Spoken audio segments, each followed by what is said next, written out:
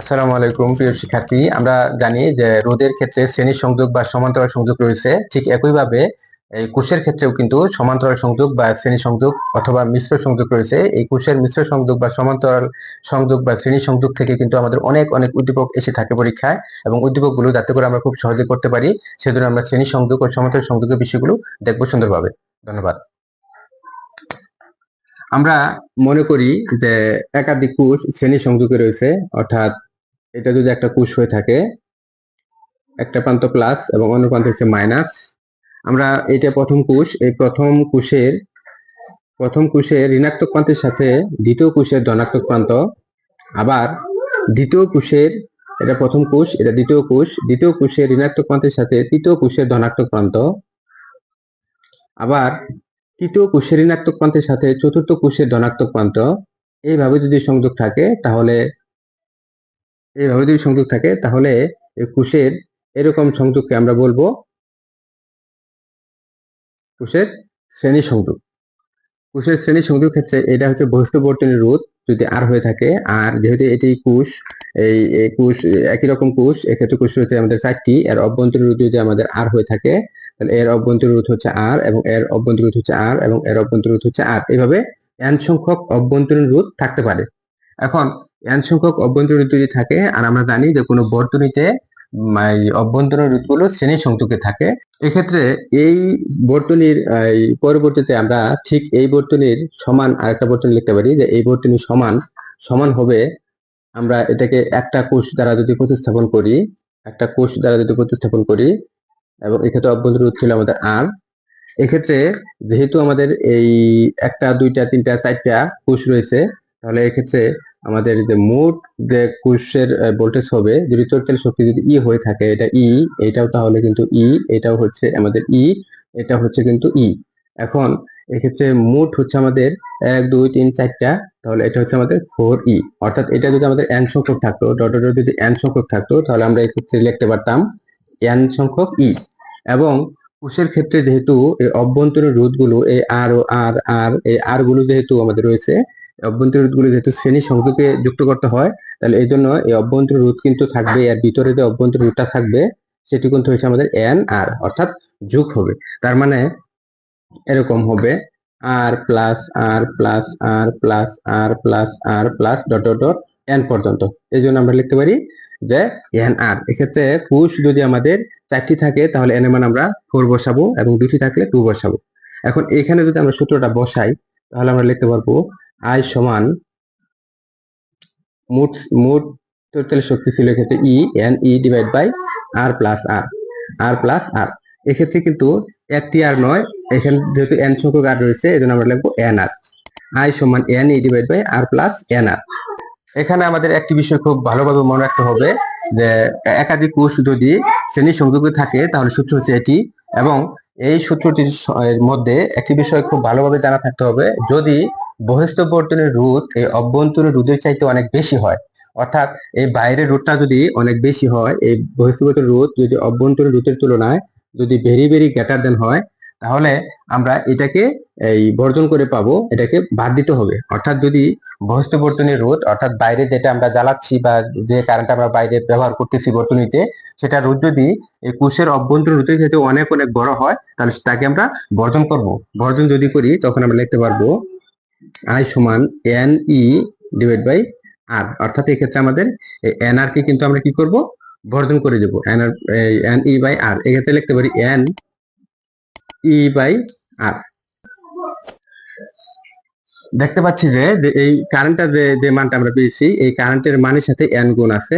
অর্থাৎ এখান থেকে সিদ্ধান্ত নেওয়া যায় যে একাধিক কোষকে যদি আমরা শ্রেণী সংযোগে সংযুক্ত করি তাহলে যে কারেন্টের মানটা পাবো তা অবশ্যই প্রথম যে কারেন্টের মানটা আমরা পাবো সে কারেন্টের চাইতে এন গুণ বেশি। অর্থাৎ আমরা যদি এই প্রথম একটি কোষের জন্য যদি কারেন্ট যদি আমরা আই প্রাইম পেয়ে থাকি, একটি কোষের জন্য কারেন্ট যদি আমরা আই প্রাইম পেয়ে থাকি, তাহলে একাধিক কোষের জন্য আমরা পাবো এন গুণ। অর্থাৎ 4টা কোষ থাকলে 4 গুণ, 5টা কোষ থাকলে হচ্ছে 5 গুণ বেশি। এভাবেই কিন্তু আমরা এই বলতে পারি যে একাধিক কোষকে শ্রেণীর সংযোগে সংযুক্ত করে আমরা কারেন্টের মান বৃদ্ধি করতে পারি। এই জন্য দেখা যায় অনেক সময় বিভিন্ন ধরনের ইলেকট্রিক যন্ত্রাংশ থাকে, যেমন বিশেষ করে যে টর্চ লাইটের মধ্যে যে সকল এই ব্যাটারিগুলো দেওয়া থাকে সেগুলো কিন্তু সিরিজ সংযোগে একটা পর একটা দিয়ে সাজানো থাকে। সিরিজ সংযোগে দেওয়ার কারণ হচ্ছে সেক্ষেত্রে এই ব্যাটারির মধ্যে এই আমাদের সিরিজ সংযোগ দেওয়ার ফলে কারেন্টের মান বৃদ্ধি পায় এবং বহিস্থ বর্তনীর রোধ বেশি থাকার জন্য কারেন্টের মান আমাদের এই বেশি বৃদ্ধি করতে হবে। আর বেশি বৃদ্ধি করার জন্য আমরা সাধারণত ওই পুশগুলোকে শ্রেণী সংযোগে সংযুক্ত করে কারেন্টের মান বৃদ্ধি করে থাকি। এজন্যই এই কোনো সার্কিটের মধ্যে যদি বিদ্যুৎ প্রবাহের মান বৃদ্ধি করতে হয় তাহলে অবশ্যই এই পুশগুলোকে শ্রেণী সংযোগে সাজাতে হবে, কারণ শ্রেণী সংযোগে সাজালে আমরা যে কারেন্টটা পাবো, একটা পুশের জন্য যে কারেন্টটা পাবো তার এন গুণ কিন্তু আমরা বেশি পাবো। এখন আমরা দেখবো যে সমান্তরাল সংযোগের ক্ষেত্রে কি ঘটনা ঘটে থাকে। সমান্তরাল সার্কিটের জন্য আমরা যদি দেখি যে এটা একটি কোষ, এটা আরেকটি কোষ, এইভাবে যদি আমরা আরো কোষের কথা চিন্তা করি তাহলে প্লাস, এটা হচ্ছে আমাদের মাইনাস। আমরা যদি 3টি কোষ বা 4টি কোষ নিয়ে চিন্তা করি, মনে করলাম যে এক্ষেত্রে 3টি কোষ নেওয়া হয়েছে এবং বহিস্থ বর্তনীর যে রুটটা আছে, আমরা যদি এইভাবে বহিস্থ বর্তনীর রুটটা যদি দিয়ে দিই, বহিস্থ বর্তনীর রুটটা হচ্ছে আমাদের আর। এক্ষেত্রে এটার তড়িৎ শক্তি হচ্ছে ই, এটার জন্য ই এবং এটার জন্য হচ্ছে ই, এবং এর অভ্যন্তরীণ রোধ হচ্ছে আর, এর অভ্যন্তরীণ রোধ হচ্ছে আর, এর অভ্যন্তরীণ রোধ হচ্ছে আর।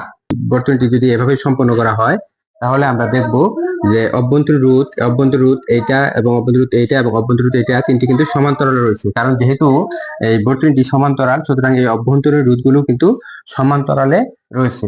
এই জন্য সমান্তরালে যদি থেকে থাকে তার মানে আমরা লিখতে পারি অভ্যন্তরীণ রোধের ক্ষেত্রে সমান্তরাল থাকার জন্য লিখতে পারি 1/r প্লাস 1/r প্লাস হচ্ছে 1/r, তিনটা plus dot dot dot dot যদি এম সংখ্যক পদ যদি থেকে থাকে, এবং এটাকে যদি আমরা ক্যালকুলেশন করি তাহলে এর মান পাবো আমরা 1/rp সমান আমরা পাবো m/r পাবো, কারণ এই ক্ষেত্রে আমাদের m সংখ্যক পদ যেহেতু রয়েছে তাহলে 1 plus 1 plus 1 plus 1 plus 1 plus এভাবে যোগ হইতে হইতে উপরে কিন্তু আমাদের m হবে। আচ্ছা, m প্লাস r পাবো আমরা। এটাকে যদি আমরা লিখি তাহলে আমরা rp সমান লিখতে পারবো r/m।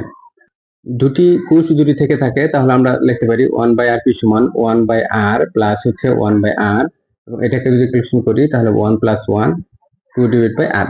এক্ষেত্রে দেখা যাচ্ছে যে m এর মান 1/rp সমান, m এর মান যদি 2 হয় তার মানে এখানে দুটি কোষ আছে, তাহলে 1/rp সমান 2/r। এক্ষেত্রে আমরা যদি লিখি যে m/r, তার মানে m এর মান 2 হলে 2/r, আর m এর মান যদি আমাদের 3 হয়, 3 হলে সেক্ষেত্রে হবে 3/r, অর্থাৎ m এর মান যদি 4 হয়ে থাকে, m এর মান যদি 4 হয়ে থাকে তাহলে উপরে হবে আমাদের 4, নিচে হচ্ছে r। ঠিক একইভাবে এক্ষেত্রে আমাদের m এর মান যদি দুটি কোষ হয়ে থাকে তাহলে m এর মান বসাবো আমরা 2, এই যে দুটি কোষ থাকলে আমরা বসাবো m এর মান 2, m এর মান যদি 2 বসাই তাহলে হচ্ছে 2/r, আর m এর মান যদি 3 হয়, তিনটি কোষ হলে এখানে আমরা 3 বসাবো, m এর মান 3 বসাবো, তখন হচ্ছে 3/r, এবং 4টি কোষ যদি হয় তখন m এর মান আমরা যদি 4 বসাই তাহলে হচ্ছে 4/r। অর্থাৎ এই সূত্র থেকে আমরা এই সংখ্যার জায়গায় m বসিয়ে দিতে পারি, কারণ হচ্ছে এই ক্ষেত্রে একাধিক কোষ আমাদের সমান্তরাল সংযোগ রয়েছে। এটি কিন্তু আমাদের আরপি এর মান পেয়েছি। এক্ষেত্রে কোষগুলো সমান্তরালে রয়েছে, কোষগুলো যেহেতু সমান্তরালে রয়েছে এজন্য প্রতিটির কোষের তড়িৎ শক্তির মান কিন্তু ই। এক্ষেত্রে সমান্তরাল থাকার জন্য এটার মান ই, এটার মান ই, এটার মান ই, প্রতিটি কোষের কিন্তু দুই প্রান্তের এই যে ভোল্টেজ সেটি কিন্তু আমাদের তড়িৎ শক্তি ই এর সমান। এই জন্য আমরা মোট কারেন্ট আইপি সমান লিখতে পারবো মোট হচ্ছে ই ডিভাইড বাই বস্তু বর্তনী রোধ হচ্ছে আর প্লাস অভ্যন্তরীণ রোধ হচ্ছে আমাদের r/m। এটাকে যদি আমরা ক্যালকুলেশন করি তাহলে আমরা লিখতে পারি E divide by m, mr plus r, এবং এটাকে আমরা লিখতে পারি E divide by mr plus r into m। এটাকে লিখতে পারি আমরা m E divide by mr plus r। এই ক্ষেত্রে দেখা যাচ্ছে যে যদি কোনো বর্তনীর ক্ষেত্রে বহিস্থ বর্তনীর রোধ খুব কম হয়, বহিস্থ বর্তনীর রোধ যদি খুবই কম হয় অর্থাৎ are very very less than যদি আর হয়, অভ্যন্তরীণ রোধের তুলনায় যদি আর এর মান কম হয়, অভ্যন্তরীণ রোধের তুলনায় আর এর মান যদি কম হয় তখন আমরা এই আর কে বর্জন করে পাবো। এই আর কে যদি আমরা বর্জন করি তখন সূত্রটি কিন্তু আমাদের এইরকম দাঁড়াবে এম ই ডিভাইড বাই আর। এক্ষেত্রে দেখা যাচ্ছে যে এম ই বাই আর, এক্ষেত্রে আমরা এম ই বাই আর সমান আমরা লিখতে পারি কারেন্টের মান আই। সুতরাং দেখা যাচ্ছে যে একাধিক কোষকে যদি আমরা সমান্তরাল সংযোগে সংযুক্ত করি তাহলে কারেন্টের মান কিন্তু m সংখ্যক গুণ বৃদ্ধি পাবে, m সংখ্যক গুণ বৃদ্ধি পাবে। অর্থাৎ সমান্তরাল সংযোগে যদি আমরা একাধিক কোষকে সংযোগ করি তাহলে কারেন্টের মান যেহেতু m সংখ্যক গুণ বৃদ্ধি পাবে, এই জন্য অবশ্যই m সংখ্যক গুণ বৃদ্ধি করার জন্য আমাদের খেয়াল রাখতে হবে যে বহিস্থ বর্তনীর রোধ অভ্যন্তরীণ রোধের তুলনায় কম হতে হবে। অর্থাৎ যে সকল যন্ত্রাংশগুলোর রোধ বহিস্থ বর্তনীর রোধ অভ্যন্তরীণ রোধের তুলনায় কম, তাদের ক্ষেত্রে এই কোষগুলোকে সমান্তরাল সংযোগে সংযোগ দিতে হয়। তোমরা নতুন যারা এই মুহূর্তে আমার ভিডিওটি দেখছো, ভিডিওটি ভালো লেগে থাকলে অবশ্যই একটি লাইক ও সাবস্ক্রাইব করতে ভুলবে না।